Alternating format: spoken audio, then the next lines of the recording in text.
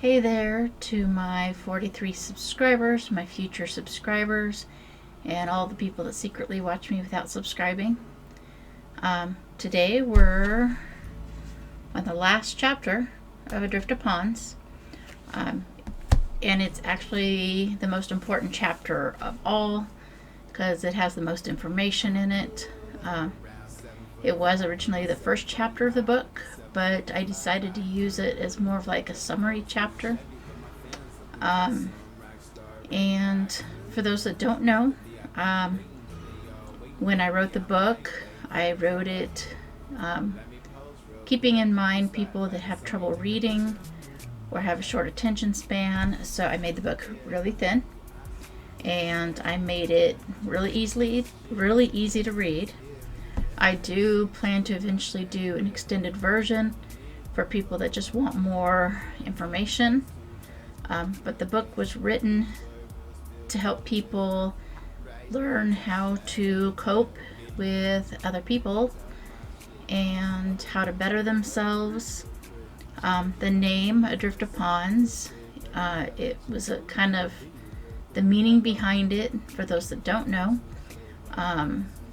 The ponds, of course, are the people in your lives, and adrift of ponds, it basically means to move away from the people that are controlling your life and people that are affecting your life in a negative way, and to think for yourself, kind of. And I'm hoping that in the process of these videos it helps you to understand some and help you to make improvements to your own life and to be happier. But anyway, let's get on with the video. Like I said, this is the final chapter and the most important chapter in the book.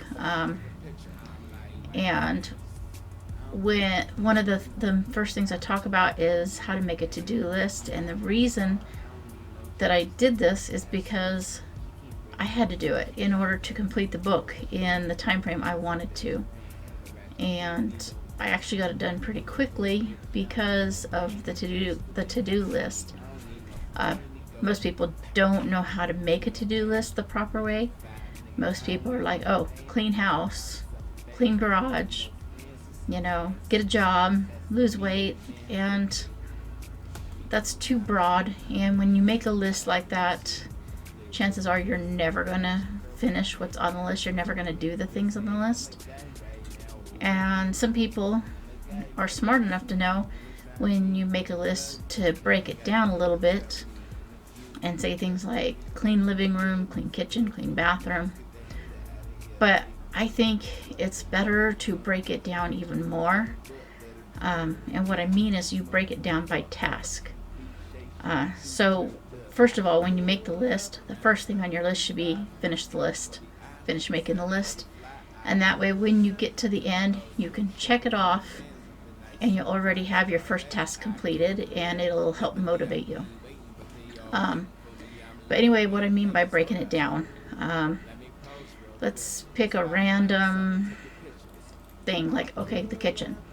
Instead of writing clean the kitchen, you might sit there and think about all the different things you need to do in order to get the kitchen clean in the most logical order. So you might put things on the list like put the clean dishes away, clean the dishes on the counter, or might even, I don't know how many dishes you've got sitting around, but you might say clean the dishes that are in the sink. And you might put on another addition to the list, clean the dishes that are on the counter. Or if you have even more dishes, say clean the kitchen or clean the dishes in the dining room. And you might do things like, instead of saying clean the fridge, you might put tasks down like, move the stuff from the freezer to the fridge. Then wipe down the inside of the freezer, and then clean the inside of the freezer with cleaner, and then dry it, and then put the food back in the freezer from the fridge. And that's what I mean by breaking it down. And that way, when you're doing the tasks, You check things off much faster, and the more check marks you have, the more motivating it is, and the more likely it is that you're going to complete things. And besides, sometimes you might have to stop and go do something else, and then you might come back and go, oh, I've got 5 minutes to complete something. And then you can look through your list and go, what takes 5 minutes or less? And then you just pick one item, one thing off of it. And as long as it's practical to do in, out of order, go do the one task and then get back to whatever else you have to do. And it's a lot more motivating that way. Sorry, I'm rambling. So the next thing, so it's important to have a lot of variety of personalities around you. You learn from everybody in your life, and sometimes the lessons are hard, and sometimes the lessons are painful, sometimes they're fun, sometimes they're exciting, sometimes they're traumatizing. But any way you look at it, they are all important to who you are supposed to become. And so appreciate every person that comes into your life, whether they're there for a day, a month, a year, 10 years, or a lifetime. Just appreciate them all. And even if they bring a lot of negativity in your life, I guarantee you're going to learn a lot from those experiences, and they're all important.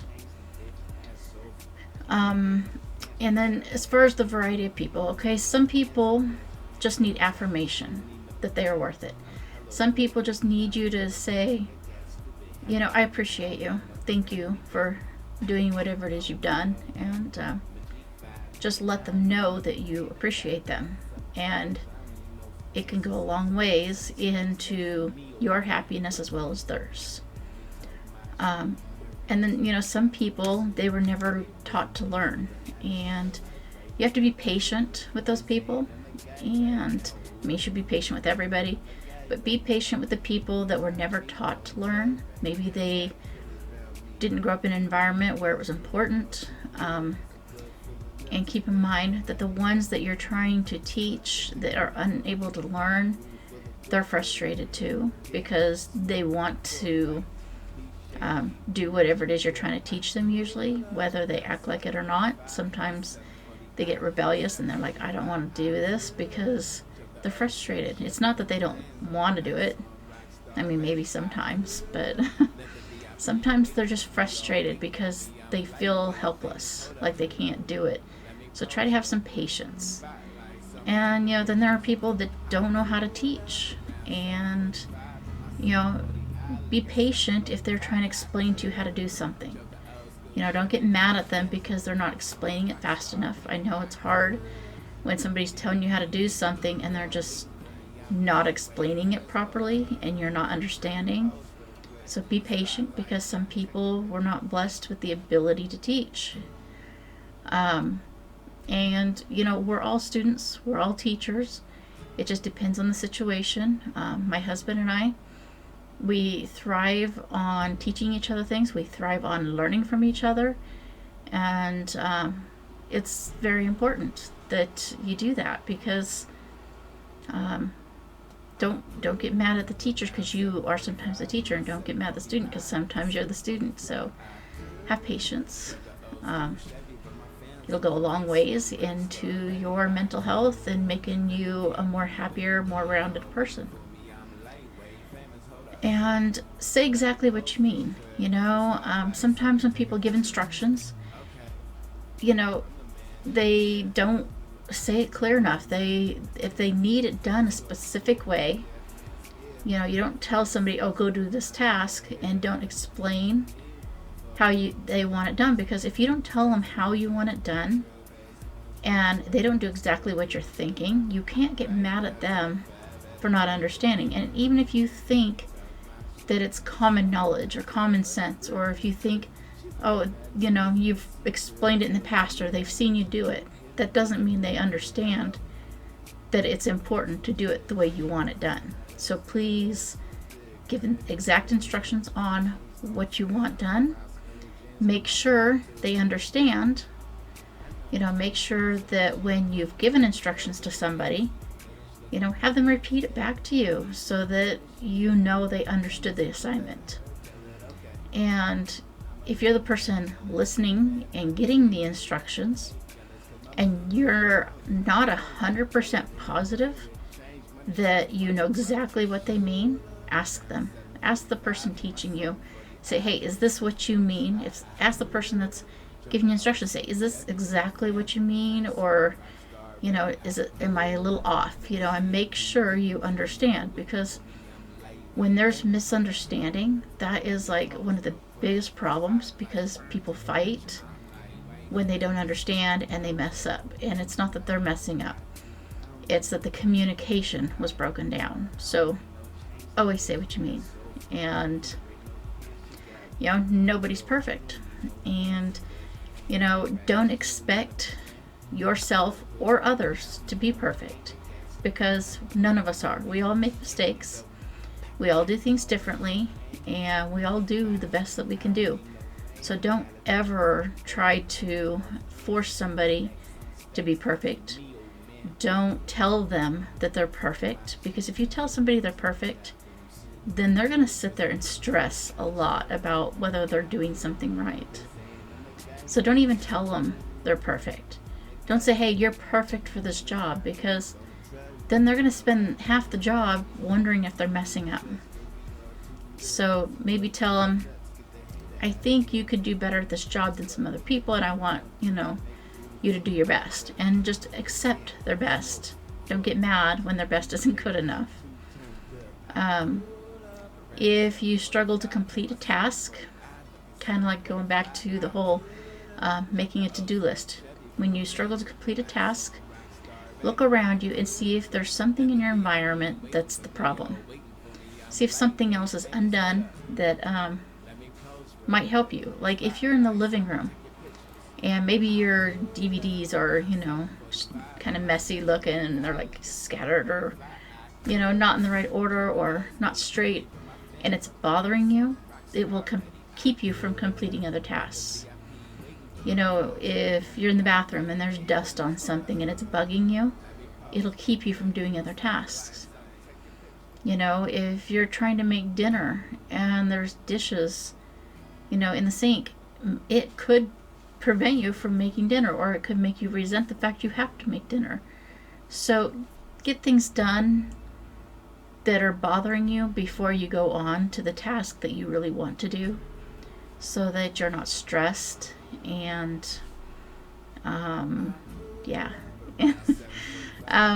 believe in yourself. You really are your own worst critic, and most people don't see the things about you that you worry about. You might know that you have flaws. We all do. But that doesn't mean the people around you see those flaws. And if you go and you tell people, oh, I have this flaw, I have this thing wrong, I'm doing this wrong, then it's going to point it out to them. If you sit there and insult yourself and make jokes about yourself, about your flaw, then it's going to stick out, and then other people are going to join in, because they're going to think it's okay to do that. And not only should you not point out your own flaws, don't point out other people's flaws. If they ask you what they need to work on, it's okay to tell them politely, but don't attack them over it. And don't limit yourself. Give yourself minimums to accomplish, not maximums.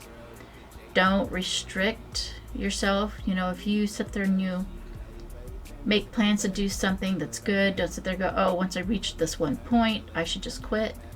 Instead, say, once I reach this point, I'm okay and I'm happy, but I might do more later. And so don't put maximums on yourself when you're trying to do things. Don't be stuck. If you're unhappy in your job, find another job. Even if the pay is lower, the reward will be greater. And so if you're unhappy in a situation, whether it's a job or a relationship or just your living situation, change it. And you may not be able to change it right this second, but start looking for opportunities to make a change. And just don't be stuck, because when you're stuck, you're going to be unhappy. Remember to compliment others. When you compliment somebody, it'll make you feel good about yourself. It'll make you feel good that you made them feel good. It'll make people that overhear the conversation feel good. So compliment others whenever you can. Try to make it sincere, and also remember to accept compliments from others, because you are worth it. And even if you think you're not, I guarantee you are. We were put here for a reason. And no matter what you believe, whether you believe in God or some other higher power, or even if you don't believe believe in something higher, we're here for a reason, and you are worth it. And so when somebody gives you a compliment, accept it, even if you think they're not being sincere.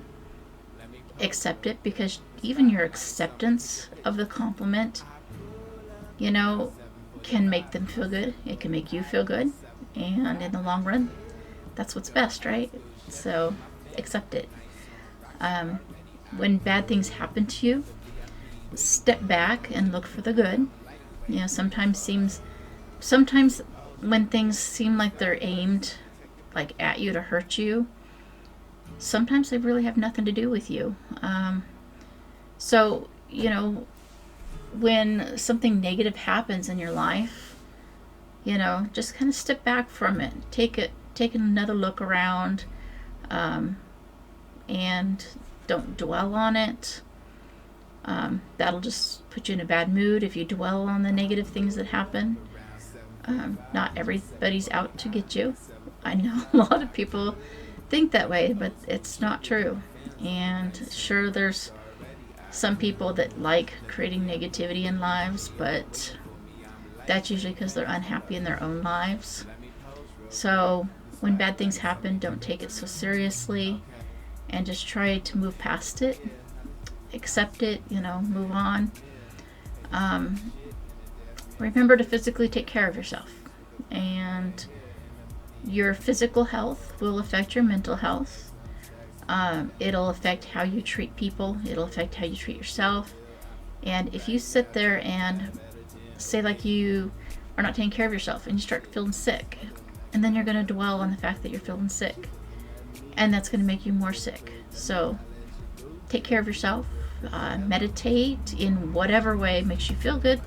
Whether you're just maybe a silent prayer in your head, or even out loud, to just sit there and clear your mind, or any type of meditation, yoga, anything that makes you feel better, do it. Because the better you feel, the better the people around you will feel. Embrace change, appreciate it, look forward to the future. Change is important. We all need it. We all want it. Even if we think we don't want change, we actually do. It's very important to grow and become better people, and grow, not just grow, but help others to grow around you.